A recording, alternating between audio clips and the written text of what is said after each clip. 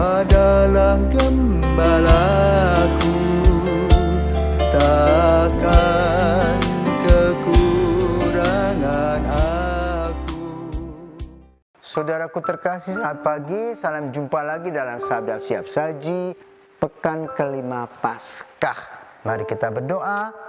Dalam nama Bapa, Putra, dan Roh Kudus. Amin. Bapa penuh kasih, Engkau senantiasa memberi kepada kami berkat dan rahmat. Mulai dengan Engkau memberi matahari, udara yang segar, juga kami boleh bernafas. Namun kadang-kadang kami sebagai manusia yang terbatas selalu ingin apa yang kami inginkan itu terjadi dan terpenuhi. Kami sering gelisah dan cemas, kurang percaya kepadamu. Maka ajarlah kami untuk percaya dan menyerahkan diri seutuhnya kepadamu, sehingga kami tidak gelisah lagi dalam hidup ini. Kini dan sepanjang masa. Amin. Dalam amanat perpisahannya, Yesus berkata kepada murid-muridnya, inilah perintahku, yaitu supaya kamu saling mengasihi seperti aku telah mengasihi kamu. Tidak ada kasih yang lebih besar daripada kasih seorang yang memberikan nyawanya untuk sahabat-sahabatnya. Kamu adalah sahabatku jikalau kamu berbuat apa yang kuperintahkan kepadamu. Aku tidak lagi menyebut kamu hamba, sebab hamba tidak tahu apa yang diperbuat oleh tuannya. Tetapi aku menyebut kamu sahabat, karena aku telah memberitahukan kepada kamu segala sesuatu yang telah kudengar dari Bapakku. Bukan kamu yang memilih aku, tetapi akulah yang memilih kamu. Dan aku telah menetapkan kamu supaya kamu pergi dan menghasilkan buah, dan buahmu itu tetap, supaya apa yang kamu minta kepada Bapa dalam namaku diberikannya kepadamu. Inilah perintahku kepadamu, kasihilah seorang akan yang lain. Demikianlah Injil Tuhan, terpujilah Kristus. Kita semua berasal dari keluarga, tetapi keluarga itu ada macam-macam. Ada keluarga yang harmonis, bahagia. Ada keluarga yang terpaksa mempertahankan keluarganya. Ada juga keluarga yang bercerai.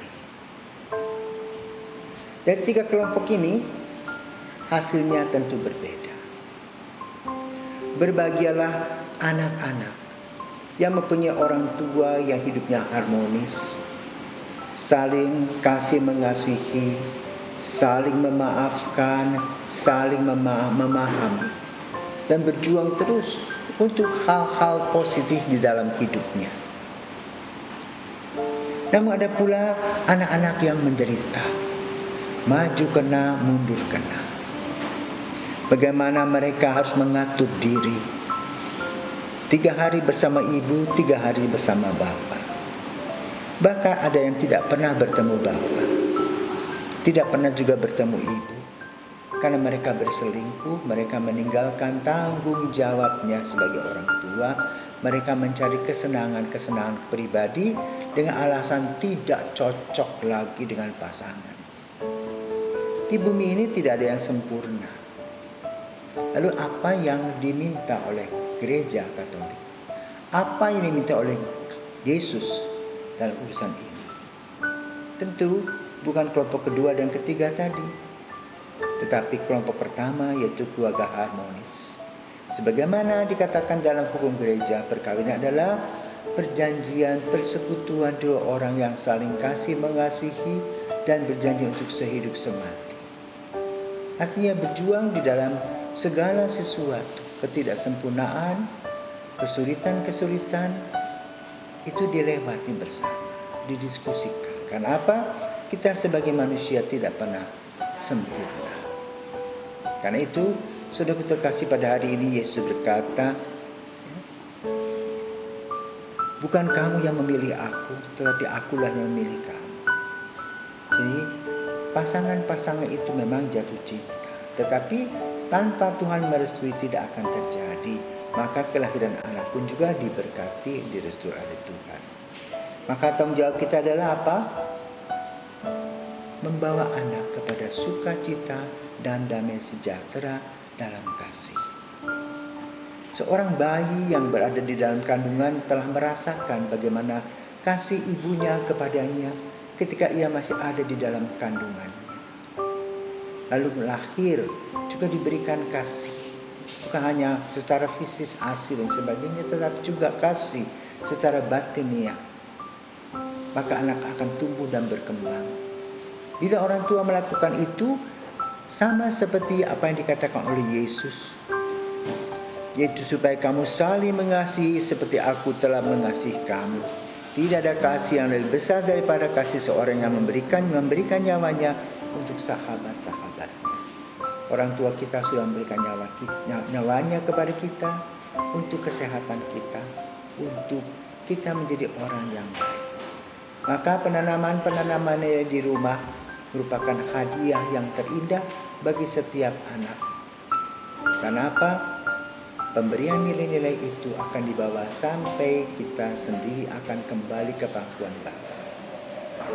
Maka mari kita berdoa untuk keluarga-keluarga, agar keluarga-keluarga ini saling mengasihi, saling memahami, saling mengerti, saling memaafkan, dan bangkit kembali bersama, berjalan menuju Yesus yang mengasihi. Sehingga dengan demikian, pengorbanan yang sudah dilakukan oleh orang tua dari hari ke hari terpatri dalam hati anak-anak.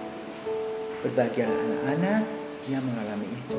Dan marilah kita mendoakan pula keluarga-keluarga yang retak, keluarga-keluarga yang hancur, sehingga membawa dampak bagi kehidupan anak-anaknya.